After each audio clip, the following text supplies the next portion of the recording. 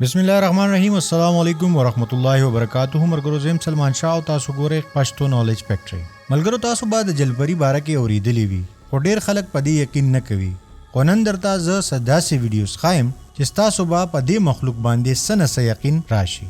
ملګرو دا ویډیو د برټش نیوی یو ملازم جوړه کړي. دا غوې نه وا چې هغه دا ویډیو هغه وخت جوړه کړه کله چې جلپری 100 ځله دا غوي د جهاز خواوشا کې ځان ښکارا کړو. خو د بدقسمتۍ نه چې ترسو هغه د موبایل کیمرا آن کوله نو دغه جلپری د غزې نه تللی وه او بس یو معمولی غونټي ویډیو ته جوړه شوه. خو د دې مخلوق د موجودګۍ دپاره دا یو مضبوط ثبوت دی. ملګرو په دنیا کې څه ځایونه داسې هم دي چېرته چې د جلپری ډانچې ایښودی شوي دي. په تاسو کې کو چېرته څوک د ډینمارک نیشنل میوزیم ته تللی یې نو دا ډانچه به هم لازمي لیدلی وي او تاسو ته چې دا پته ولګي چې دا ډانچه چېرته سمندر یا خوړ نه ده میلاو شوی بلکې د یو پټي نه میلاو شوی نو تاسو به ډېر حیران شئ. د ماهرینو مطابق د دې جلپری مرګ تقریبا 15,000 کاله مخکې شوی دی، یعنی دا 15,000 کاله مخکې مړه شوې ده، ولې چې دا علاقه به مخکې د سمندر حصه وه او اوس د وخت سره سره دا په وچه کې بدله شوې.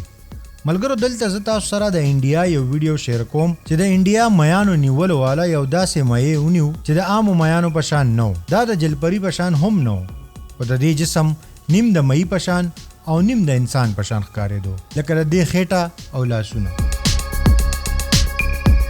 ملګرو دا کلیپ لږ د لرې نه ریکارډ شوی. په دې ویډیو ریکارډینګ کې مونږ لیدی شو چې یو دوه کسان د جلپری مړ یا ژوندی جسم د اوبو نه بهر راوباسي. خو دا اوسه پورې پته نه ده لګېدلې چې دغه کسان څوک او دغه جلپری یې کم خوا وړې ده.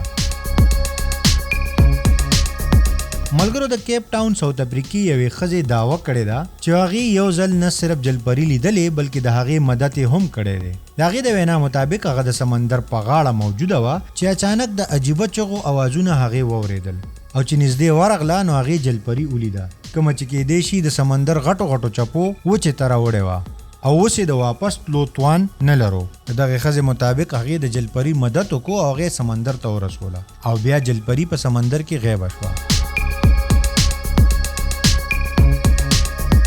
ملګرو د میکسیکو په سمندر کې موجود غارونه اکثر د دې جلپریانو آمدګاه منل کیږي، یعنی اکثر دغلته جلپریانې راځي او ډیرو خلکو دغلته د جلپریانو لیدو دعوه کړې ده. په 2013 کې چې کله سیلیانان دغلته په سمندر کې لاندې غوپه شوي وو نو هغې په خپل خوا کې د جلپری تیرېدل محسوس کړي او هغې له یې څه تصویران هم ویستلي وو.